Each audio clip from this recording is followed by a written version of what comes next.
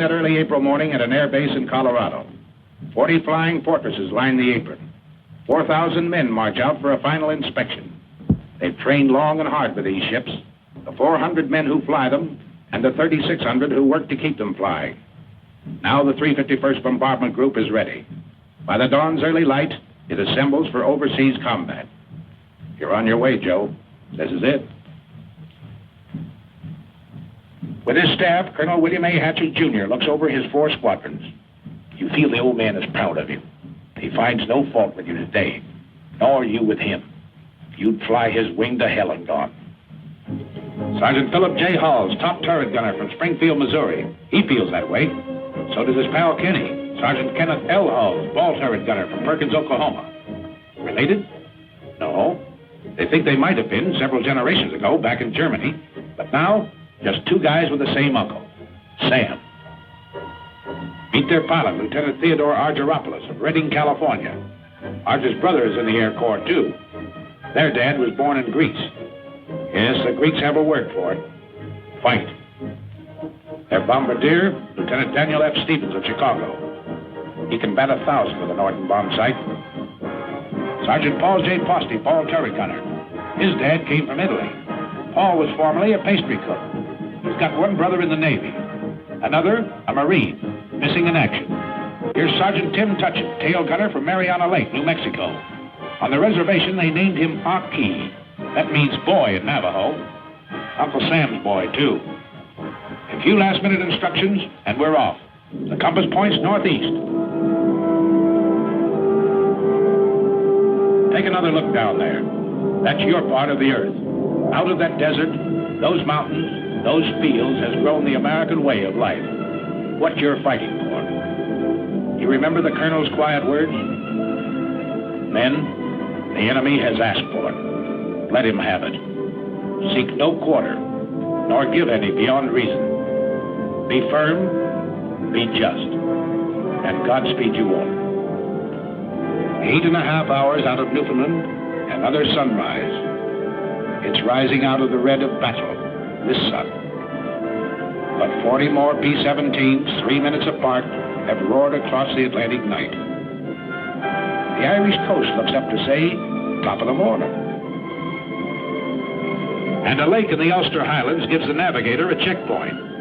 Off the Scottish coast, Dernya Craig is a signal for right rudder south, across the English Midlands. Pilots are impatient with the lack of sleep. Head up, boy. Pour on the coal. Let's get there.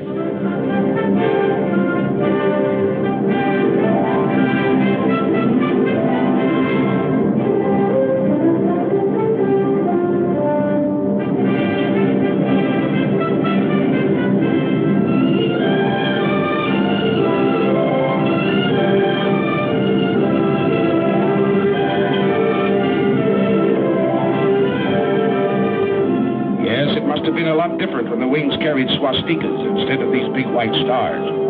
Don't worry, folks. We're dropping nothing today, just our hats in the ring. Hello, Missy. We brought something for you and Brother. Chewing gum and chocolate bars. And there's a crate of oranges in the ball turret. Ah, there, Grandpa. We'll be seeing you for a glass of that. And there's the base. 400 acres of dispersal areas. The RAF is on hand to welcome us. Set her down, Colonel. Set her down.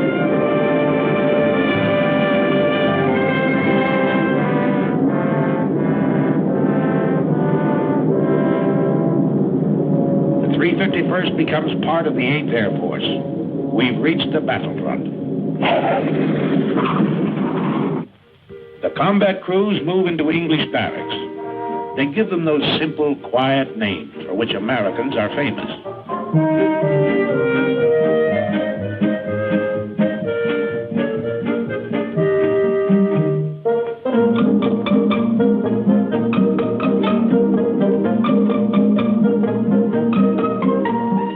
Later, the ground crews arrive.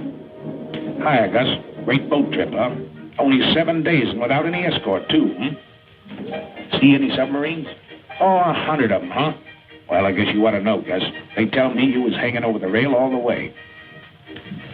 Next day, big doings. Class A uniform. Shine those buttons. His Royal Highness the Duke of Gloucester, brother to the King of England, drops in and is greeted by the old man. What's up? Sergeant Major says the RAF is handing over the field to us.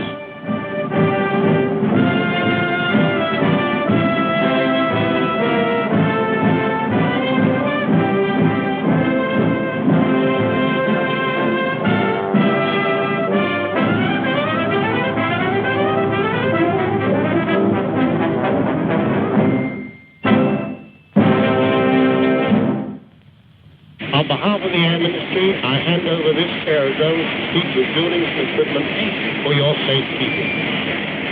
It gives me great pleasure to accept this station on behalf of the United States Army Air Force.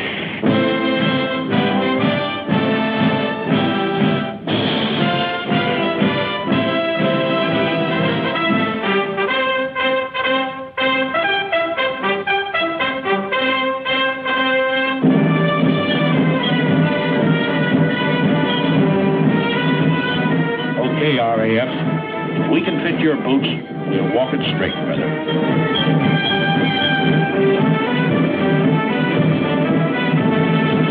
Another surprise visitor, General Arnold himself, doing a world inspection flight. He tells you you've got a tough assignment. This is one head man who knows and doesn't kid you. We have the privilege to meet General Aker, Commanding General, 8th Air Force. Hi, sir. Yeah, glad to see you. How are you coming to this camera training film of yours? Well, it's a little early to tell yet, sir, but we're turning a camera on everything and everybody. Well, I know what General Arnold had in mind in having you make this gunnery picture. Captain Gable, our gunners are already the best in the business. But if they were only 10% better, it'd cost the Germans another 100 fighters a month. So fire away, gunners.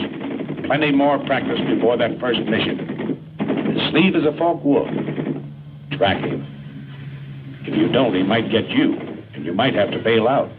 Over the channel, perhaps. But if you do, a Spitfire of the Air Sea Rescue Service is bound to spot you. A stubborn, tough gang, this outfit. They'll go after you any time, any place.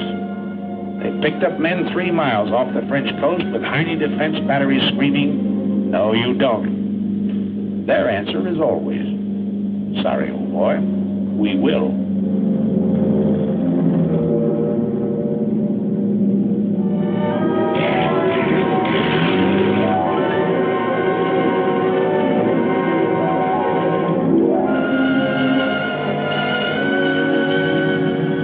Work on your identification of aircraft. Over here, it's with a real McCoy, such as this captured Ju-88. Well, there it is. Everything up forward, punched under the nose. But the Canadian pilot says it's a sweet flying ship. Yes, sir. A dangerous all-purpose aircraft. Or the Heinkel 111K. A bad hombre, but he makes good airplane, gentlemen. These will be a happy sight in days to come. Your fighter escort, that big barrel nose job, circled in white, your own American P-47, the Thunderbolt, side by side with a graceful spit. These are what you don't shoot at. You hear daily lectures on security given by Major Scott, your Scotch-born intelligence officer. Let's stop kidding ourselves. This flying field is only 20 minutes from the battlefront. The dumb spies have all been shot. The smart ones are still living. And you may run into one of them tonight at the Red Lion pub. And if you go to the pub, remember, £1 is not $1, but $4. And that equals 20 shillings. 1 shilling equals 12 pennies, which equals 20 cents. 1 English penny equals 2 American pennies. And don't throw your pennies around. Major, seems to me the paper in this town is not very durable. What do you mean, durable? Laugh at this one for 20 years.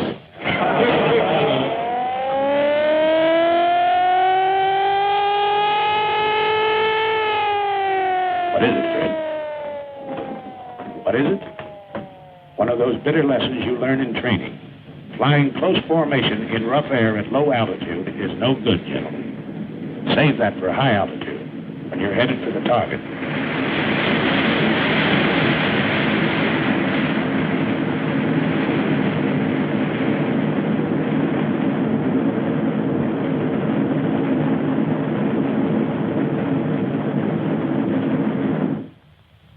Next morning, we crawl out of the sack to find Britishers on the field again.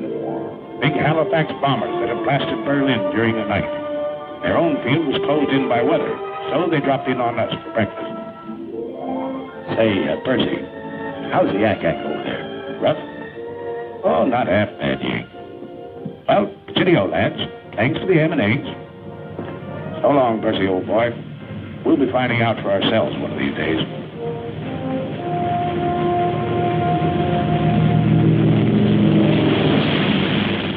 That day arrives. The order comes over the teletype.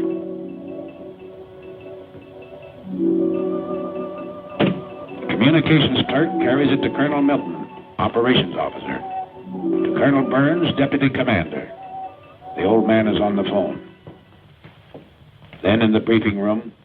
I'm summarizing. Remember, you route in to this DR point where you go northeast to avoid this black area. P-47s will escort you to about this point on the way in, and Spit 9 will meet you about here on the way out and escort you all the way home. And now the weather officer. Weather's plenty important. You'll probably have to go over and above the altitude that you're scheduled to fly, 23,000 feet. From the IP to the target, the winds will be very strong tailwinds, and your ground speed should be well above 260 miles an hour. The visibility is good everywhere east of that cold front, and the temperature at the target should be comparatively warm, minus 25 degrees centigrade.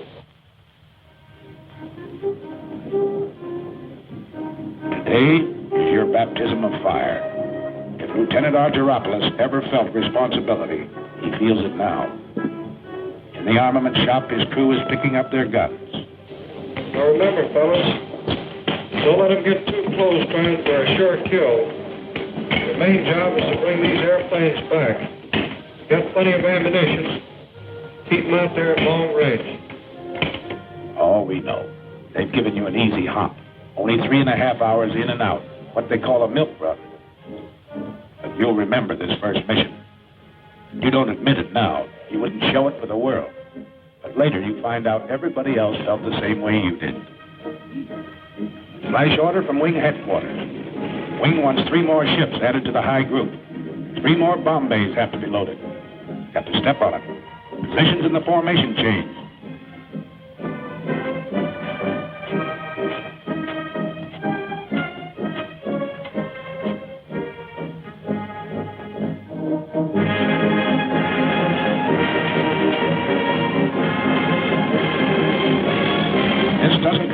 Sergeants Kenny and Phil Hull. Gunners think only of smooth-working guns and plenty of ammunition. Ammunition's cheap. 6 cents worth of .50 caliber wanged into the cockpit of a Messerschmitt. That's what will bring you home. What did that weatherman say? 30 below over the target? Electrically heated suits. The Air Corps dresses for every occasion. Yes, everything has to be right, brother. Check everything. Every strap tight. Every buckle set. Everything understood. You get into your flak suit. Mighty heavy material, but it wears well, the man says. A thermos of hot coffee. The joker who brings it says it'll help keep you awake. Art straps on his throat mic. Over this intercom system, he'll be able to talk to every man in the ship. And they can talk to him. They'll be talking for keeps today.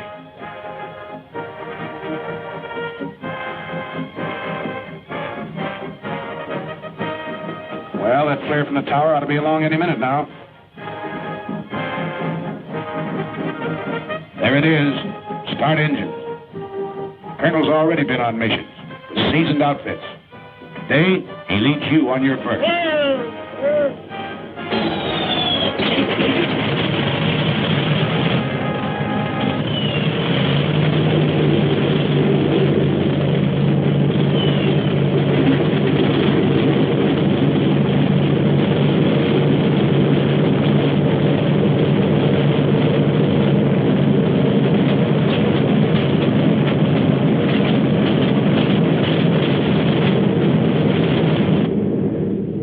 Second flare. Start taxi.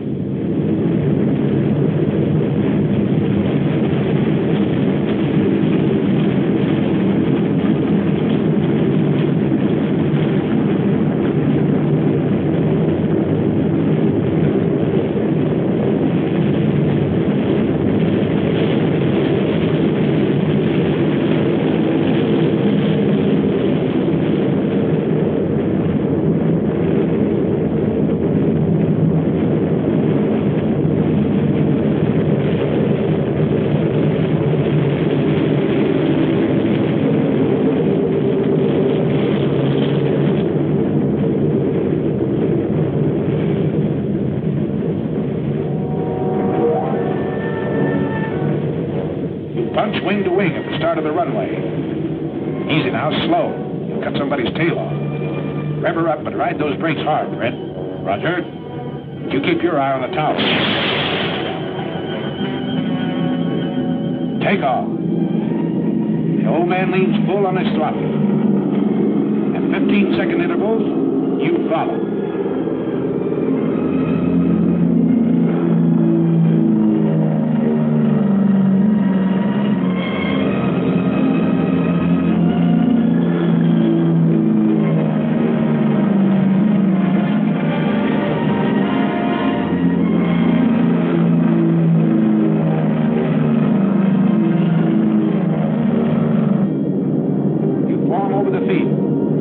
You're on your way.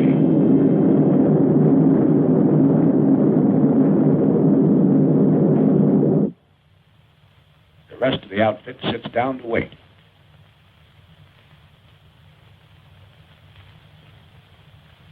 Go ahead, Mike. Your deal. Come on, I cut. Oh, okay. What time are they due back, do you know? Scotty said around 5:20. Gosh. I sure hope they all... Hey, how many are you dealing? I'm in. Sorry. We know, Mike. Everybody's sweating them out.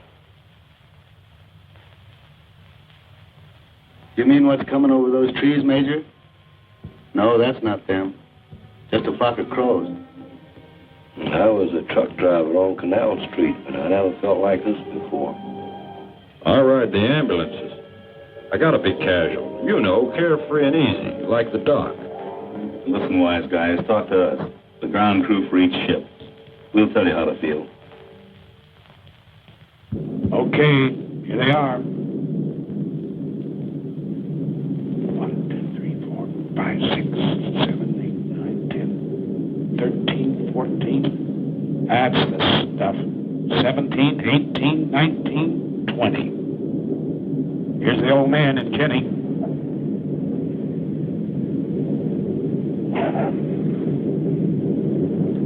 Yeah, that's your ship, Corporal.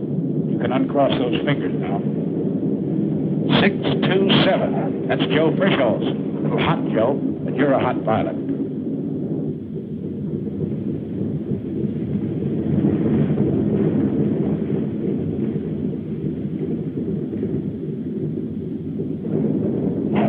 Here's Gable at 742. Chalk him up. Here's old Zip at 879. He's got number 4 prop feather, too. Here's 953 with number 2 out. And look, Jim couldn't get his Bombay doors closed either.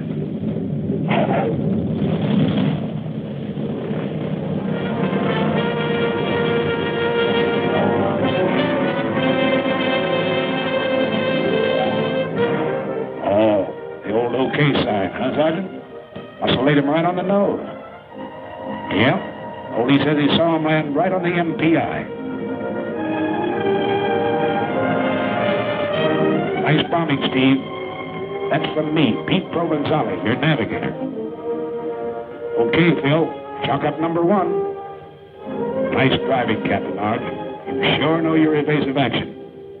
Uh-oh, Harry caught something. A 20 millimeter right across his radio. Arch looks at a hole in the horizontal stabilizer. Nothing at all. Hi, Pete. Come on, let's stow these guns and get to interrogation. Yeah, you're feeling pretty cocky. Nobody blamed you. It's great to get that first one over with. But this one was pretty easy, remember? You got a lot more to go. Longer ones, tougher ones. Take it easy, boys. Take it easy. Back from the raid comes Major Lewis Nowak, Group Surgeon. Doc flew this first mission to study the physical reactions of men in combat. He didn't have to go, but that's the kind of a doc he is. And today, on the walls of the officers' mess, begins the chronological record of the group's success. Coutray, a German fighter base in Belgium. Annie doesn't live there anymore. In the meantime, we find Kenny and Phil cleaning their guns in front of the armament shop. Hello, Captain. Hello, fellas. Well, how was it? You know, Cap, I don't think those Germans like us. Are you ready to go again? Sure. Got to get this thing over. Did you learn anything you didn't know before? Plenty. At home, they told the Jerry's made most of their attacks on the tail. Today, most of them are on the nose. Yeah. Most of the time I had my turret pointed at 12 o'clock. I must have fired 1,000 rounds. Let's go all these guns, Ken. All set? Yes, check those guns. You had plenty more use for them the next 2 weeks. Emden, Kiel, Wilhelmshaven, St. Nazaire, Bremen. And every swastika stands for a Hun pilot that asked for it and got it.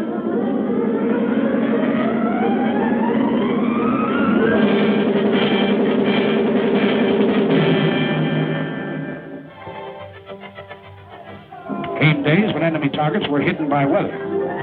So the more energetic of you found relaxation in peaceful combat. While the more studious men discussed tactical charts and maps, or something. But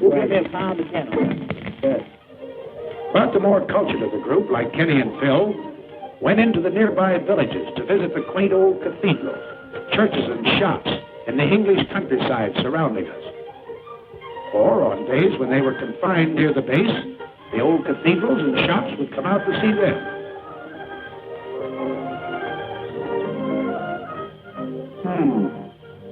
This little shop wants to go home. Meanwhile, back at the kitchen, we find a very unhappy and angry man. Hello, Sergeant Posty. Hello, Captain Gable. What's this? I thought you were a ball turret gunner. I thought so too, sir, but I've been grounded. Oh, your past crept up on you, huh? Yes, sir. They found I was chef at the Brown Derby in Hollywood, and now they have me in the mess making the cake tonight for the officers' party. Nothing you can do about getting back into combat? I don't think so, Captain. Well, Sergeant, remember this. There are 2 kinds of cake. One of them's good, and the other one, I'll be seeing. But gals or parties, you're still fighting a war. And you're getting mighty good at it. Nobody knows it better than the sucker who started it. Little Adolf. Well, Sergeant Posting, back into combat, huh? Yes, sir. How'd you manage it? Well, sir, you know what you said. There are 2 kinds of cake. So Posty's back in the air with you. You're blowing factories and power plants 1,000 feet in the air. Okay, how about you, Winchester? Well, I'm a little excited. What happened? I have a little present here for you. What's that, black? Came in the side of the radio room and hit the buckle on my parachute down on the floor. Who wrote this plane? Phil. What time was that? It was about $1,600. $1,600. Where'd it happen? You know, that was... Well, it's right here, just east of us. East of Austin. Yes, we'll confirm that. I saw it. I confirmed it. After he fired it, came down and passed underneath our left wing and exploded right underneath it. Nobody's bailed out. And when you hand out punishment like this, you've got to take some, too. The day you got back from over Villacoublay, just outside of Paris, was plenty rugged. Signal flares. That means wounded aboard. What's tough about it was you had to bring your bombs back. You couldn't drop them. When you reached a target, you found it closed over by weather. That's an order when you're flying over France. No indiscriminate bombing. Just German installations.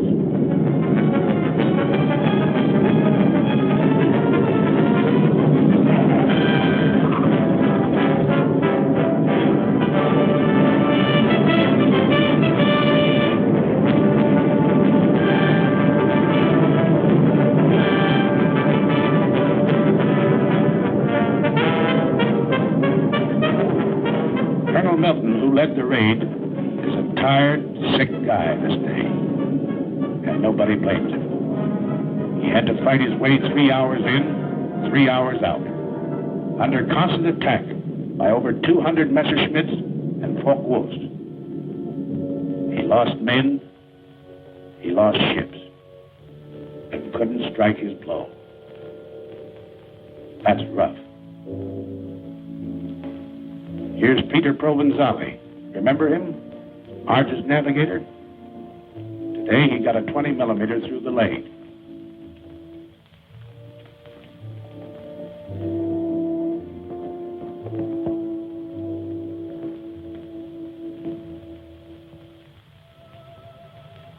Control cable shot in two, but some wounded gunner wouldn't quit. He tied them together.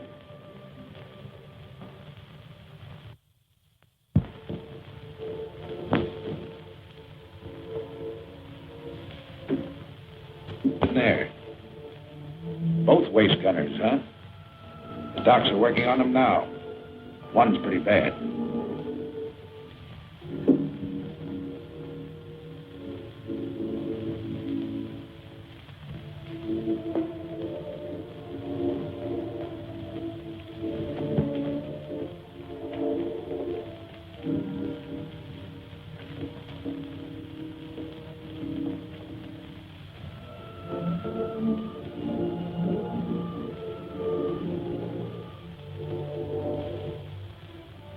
Easy now, you guys. It's Bob Wallace, co-pilot. He slammed one through the cockpit, tore into Wally below his knee.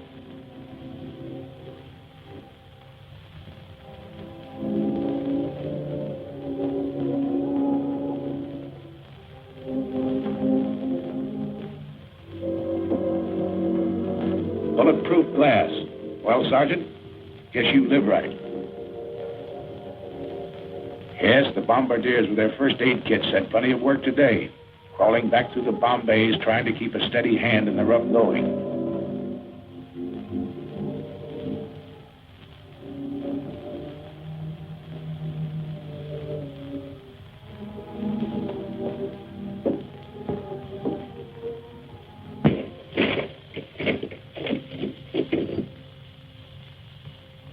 Many of your pals left you that day.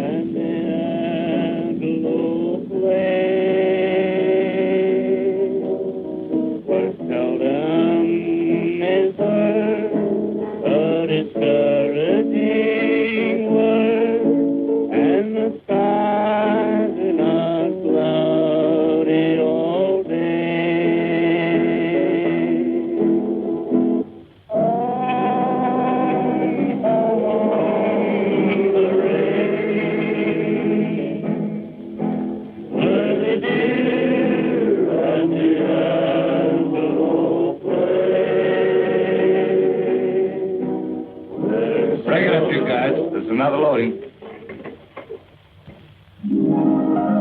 But if you happen to catch one in the wrong place, they've got a pretty nice repair shop.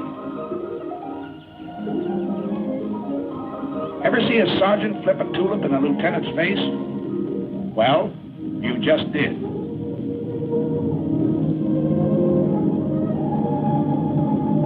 Yeah, while the gang at the base carries on, you can take it easy for a while.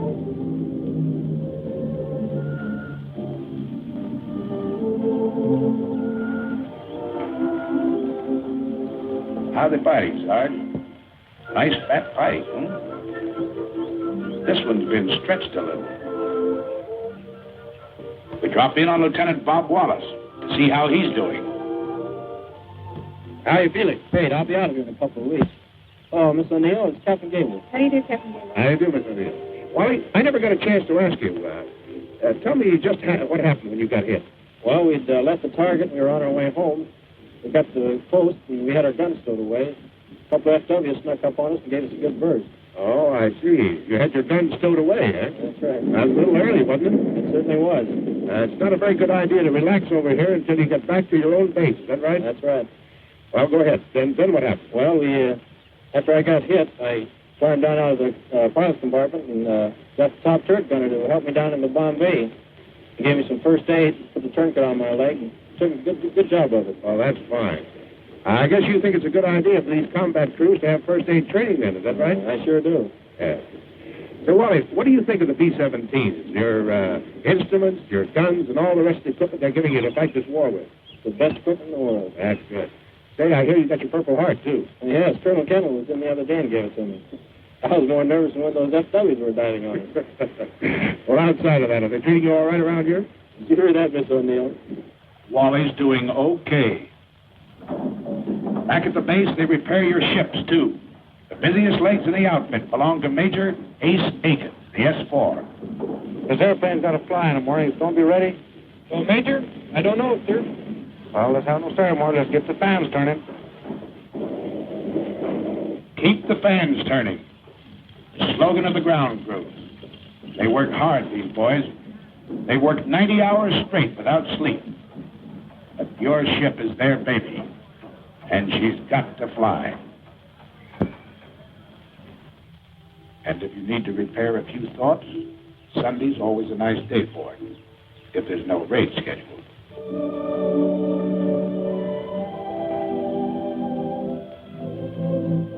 What do you know, Ken? This church was built 900 years ago.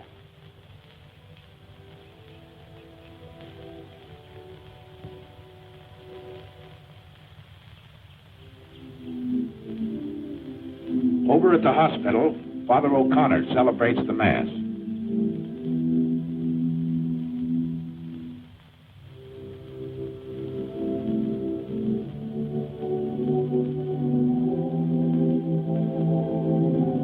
The boys receive Holy Communion. Here's Pete Provenzale. He's leaving the hospital tomorrow.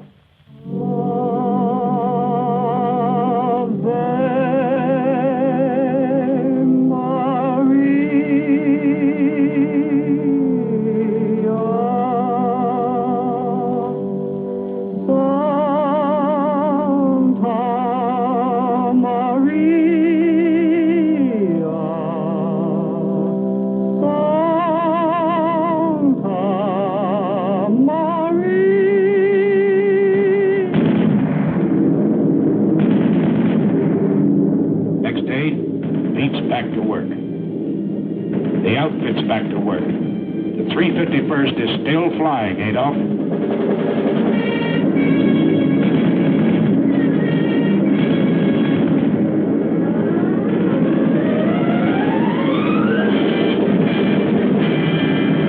Attention to orders. General orders number 93. Headquarters 8th Bomber Command. 11th July, 1943. You can't get out of it, you know. They pin medals on you for this sort of work. It's not so much a thrill for you. It's the big kick it will hand the folks back home. The Silver Star, the Distinguished Flying Cross, the Soldier's Medal. Dad and Ma and that certain girl. They'll cut out the clippings and drive the neighbors nuts. Bombardier Stevens, the DFC, because he's been batting 1,000 over Germany. And one to pilot Peters. He had to ditch the channel, but his coolness and courage saved his crew. Bill Halls gets 2 clusters on his air medal for straight shooting. DFC to Tim Tutchin. A Focke Wulf and a mountain lion? No difference, he says. The control wires were shot in 2. So the DFC to Sergeant Del Conte, who tied them together. His hands punctured with flak. A silver star finds itself next to Provenzali's Purple Heart. He refused first aid till the Jerry fighters quit and stuck to his gun. The day the group led the wing over Schweinfurt, Colonel Hatcher was air commander. To him, the silver star. And the DFC to Kenny Hulls. Colonel Gross is smiling because Kenneth was having a Coke in the PX when his name was called. Are you forgetting your 5 confirmed Jerry, Sergeant? We're not. And they don't forget you when you're a little battle-weary and need a rest. At a very gay seaside community, a world-famous resort hotel has been converted for your pleasure by the Red Cross. A great place here. Sleep, eat, or what have you. Hey!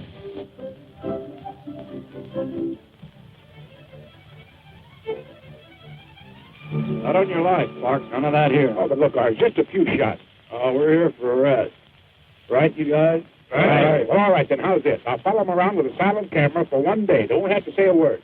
Good deal? Good deal. English Surrey with a fringe on top. Nice fringe. Carry you to the old swimming hole.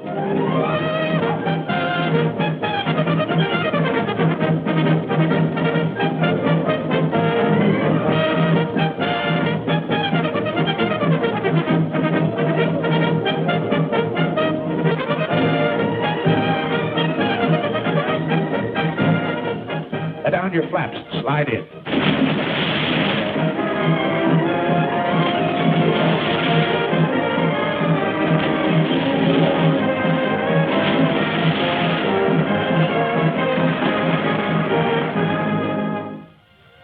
Now let's see what the boys back at the base are doing. Why, they're getting a few laughs, too. We'll let the man who's handing them out tell you about it. Hello, everybody. This is Bob somewhere in good old Jolly Hope, laying a few eggs for the boys that really know how to lay them. Yes, sir, this is one of the happier cow pastures that we worked in over there in England. And look who's dancing. You know, I used to dance with Fred Astaire, but we couldn't get girls. And right here you see Jack Pepper, who was here through the courtesy of his draft board. His picture's a little dark, I understand, but after we were there a couple of weeks, we got a little braver and we started to work with the lights on. This is really a great, great crowd out there tonight. And I understand Rhett Butler is on the fringe of the crowd. They tell me that they stopped him from flying in those B-17s. They claimed his ears held the plane back. Nice little scene. Shows Pepper trying to get his expense money. Look at that mob. You should have heard him cheer when Francis Langford walked out and when Tony Romano played the guitar. Yes, sir, you'll never know how this bunch of boys picked up our morale. Again, the weather breaks over the continent, and the handwriting on the wall spreads your story. You're into the 3rd panel now. You've been out 8 days in a row and done a doubleheader over France on the 9th. This man's Air Force is piling it on. 2 combat wings have been added. 2 air divisions formed. So you're not very surprised when General Aker comes that day. Something big is up. He goes into the briefing room to confer with the old man and his staff. They call in the squadron commanders, even the flight commanders. What did he tell them? Your 4 squadron COs. They know, but don't talk. Just grin a little with excitement. It's something big, all right, because the bomb dumps have been getting plenty of heavy stuff lately. And a loading order came through this afternoon. Stand by. More than that, wing racks. We're really going to pile it on.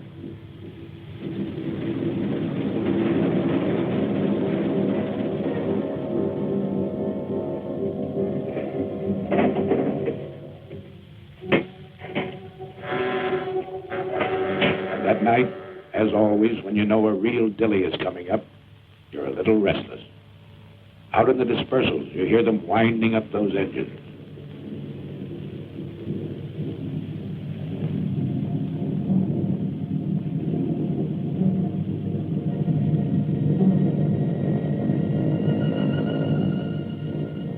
That's all right, ground crew. Make 'em sing. Make 'em sing good.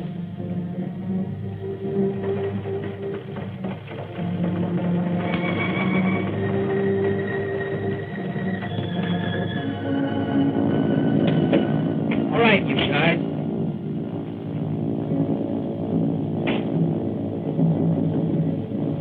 Breakfast at 3, briefing at 4.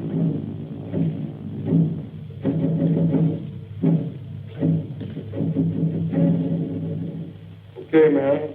For security's sake, anyone know what the target is for today? Station there? Russell? Paris. Oh, we'll see. All right, sir.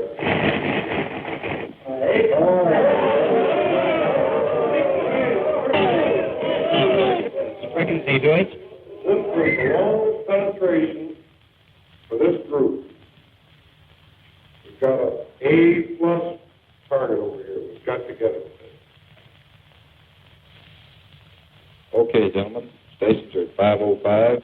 Start engines 6:05. Taxi at 6:15. Takeoff 6:30. Got it? That's all. Okay, man. Let's go get this target and we'll take the jet.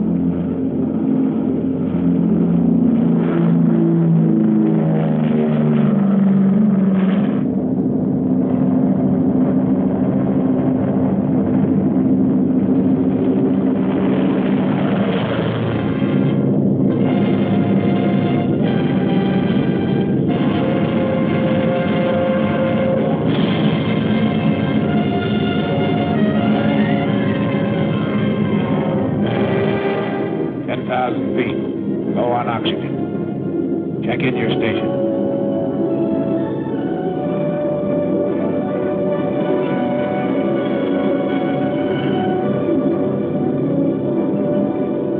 At the designated splicer point, still over friendly territory, rendezvous with other groups. Your combat wing banks into position. Then wing after wing, as far as the eye can believe, the attack formed. It heads for its assigned targets 500 miles away. Up until this moment, your fighter escort is still on the ground, guarding its limited fuel capacity. Now flight control gives a signal to the Thunderbolts. They climb upstairs to overtake you.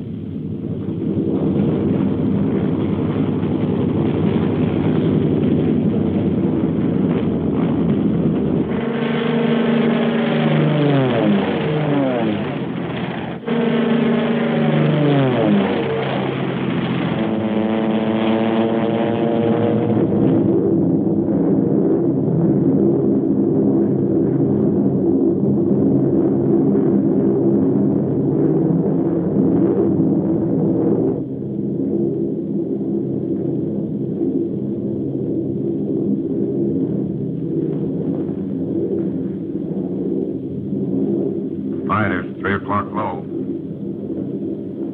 Watch it. That should be our escort. You're right, sir. 47s.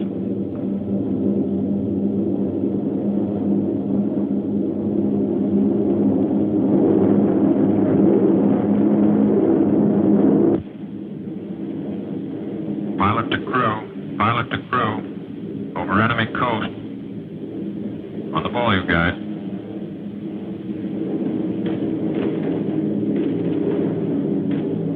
Hey, get a load of that flag. Can't they throw it any higher than that? Where do you want to have it? In the bomb bay? Why don't you lean out and smell it? That's right, you guys. Laugh it off. Right now, a bum joke goes better than 2 fingers of rye. Around 3 hours out, Arge looks at his watch. He knows it's time for the fighter escort to turn back. From all over the ship, you watch them leave. You're really on the ball now, because you know that enemy fighters will appear any minute. They know exactly where you are. They've been watching the stratosphere condense off your wingtips, giving you away in long trails of magnificent treachery.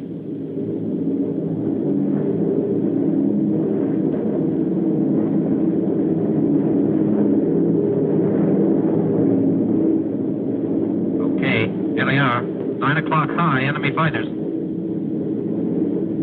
Same thing at 3 o'clock. Yes, at least those vapor trails work both ways.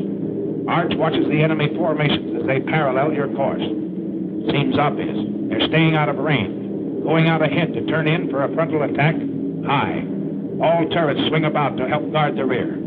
Top turrets hunt the sky above in all directions. There's some more out there. Keep your eyes peeled. Now it comes. The enemy pours in at you from every point on the dial.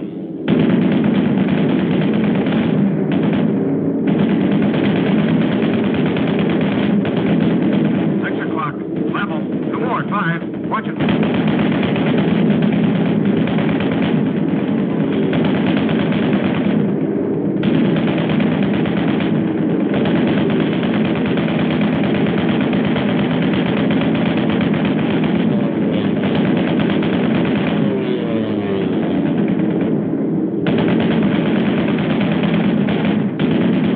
Get that one at 3.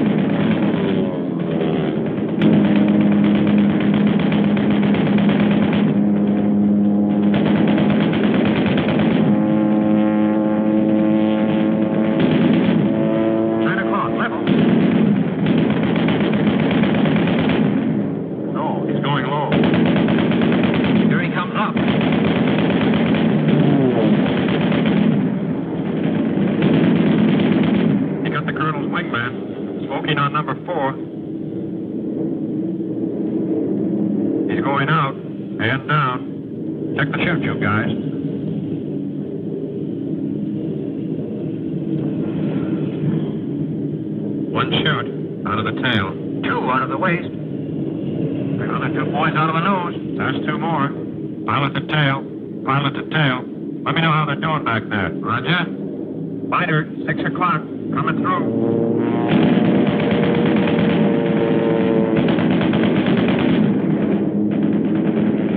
11 o'clock. Low.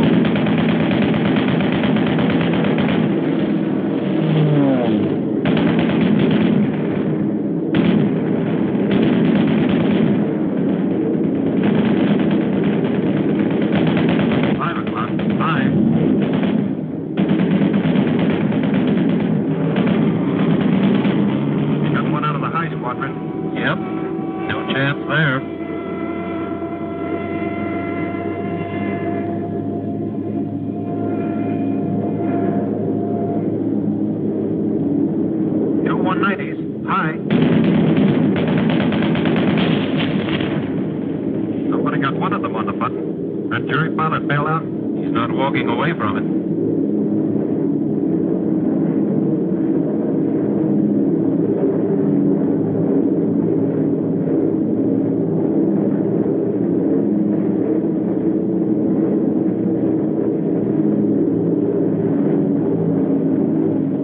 Still they barreling at you. A little short on heart, plenty long on guts, this enemy.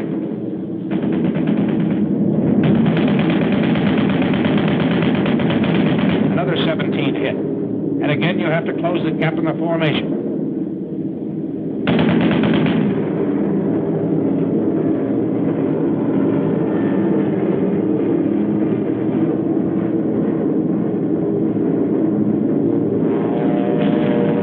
again and again they come. 12 o'clock high, 4 o'clock level, out of the sun, and up from the ground.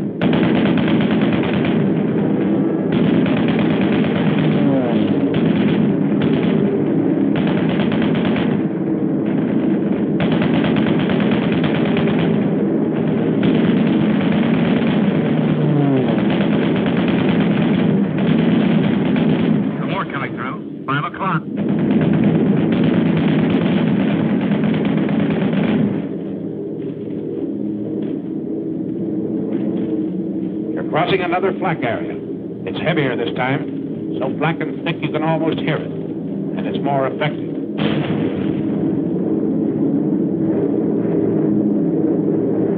Shorty's been hit, feather number 4. Cover him all you can, everybody.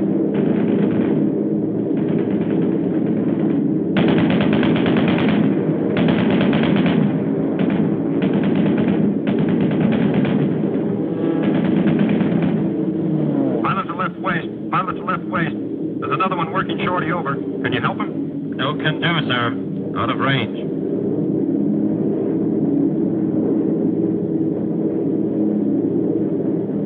Beginning of smoke screens announces the approach to the target area. The enemy's been caught off guard. He's trying to cover up. Too late. In desperation, through his own flak, the final Hun fighter makes a pass at the low squadron. He's driven off. But still,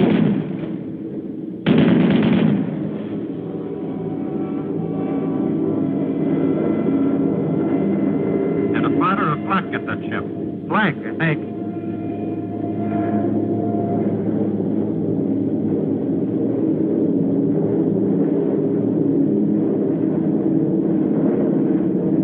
There it is. The flare out of the lead ship. The signal for the bomb run. This is your attack. All right, Steve. We're on the IP. She's yours. I got her.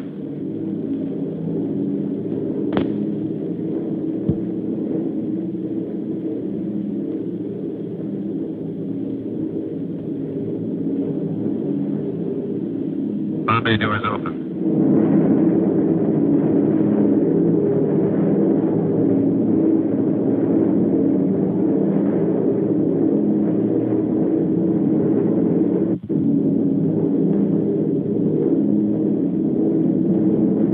Make a good run now, Steve.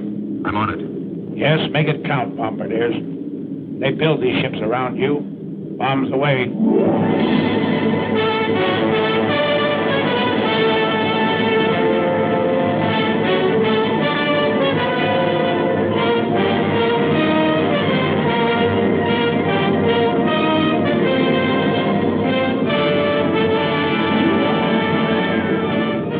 Group picks out its MPI in the dock area. Let's go with the heavy stuff and the big incendiaries. The high group heads for the industrial section and hands out the same medicine.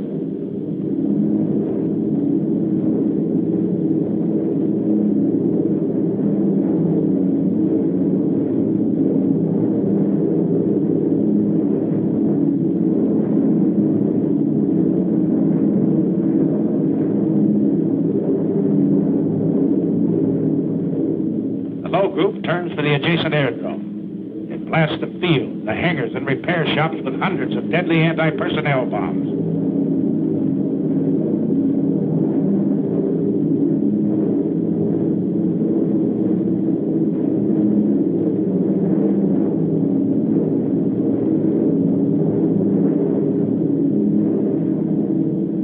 A nice pattern, Bombardier. Good deal.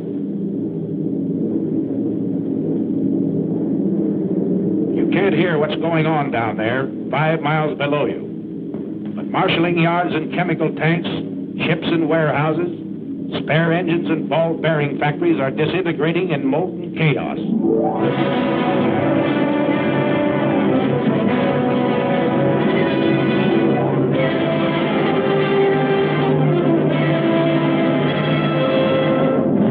It's thunder out of the Alleghenies, Adolf.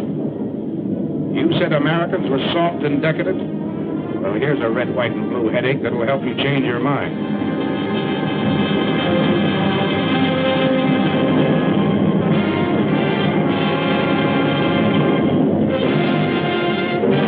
runway doors close, take a last look at the target area. The smoke from its burning debris rises 16,000 feet into the air.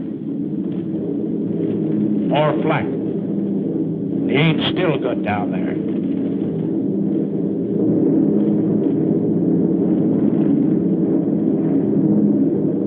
How about this trip home? Is it going to be rough? Pilot to crew. Pilot to crew. Well, you guys, we're over an hour out. They haven't come back at us yet. Looks like we're lucky this trip. Enemy fighters, 11 o'clock high.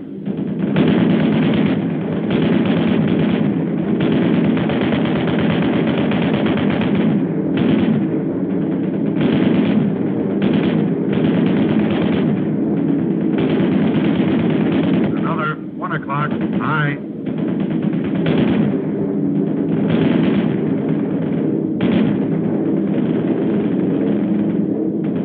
Coming level to 3.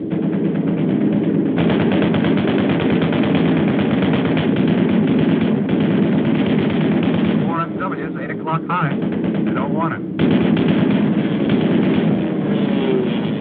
ME, 110, 1 o'clock high.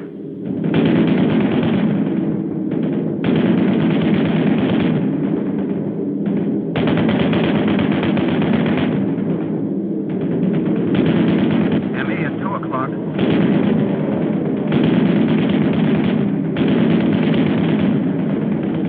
I got him. I'll say you did. Bailing out either. Another 110 at 10 o'clock. He's yours, kid.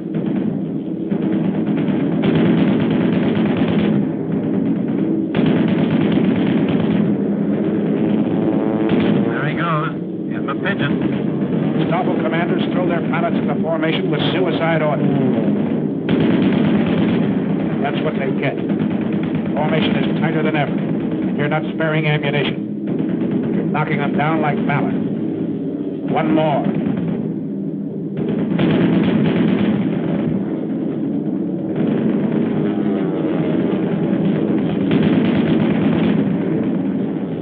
And another.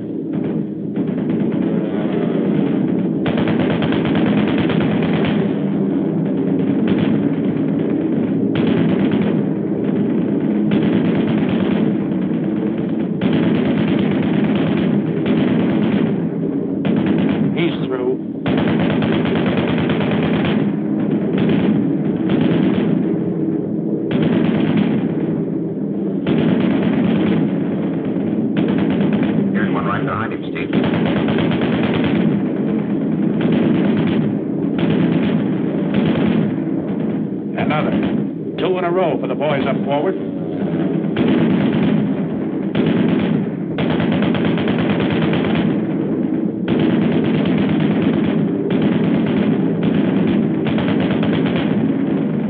That's mine.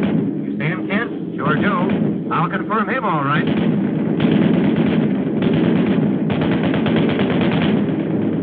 Get this 110. Pull her up, Mark. Pull her up.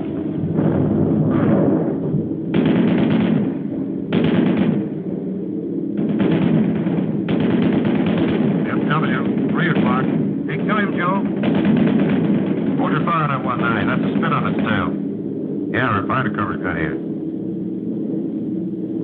Ah, poor spit. Gee! I feel it, Derry. It's over today, pal. Look at that spit right up down. Oh, you sweetheart. Good night, sweetheart. Till we meet tomorrow. Good night, sweetheart. Sleep well, banish sorrow.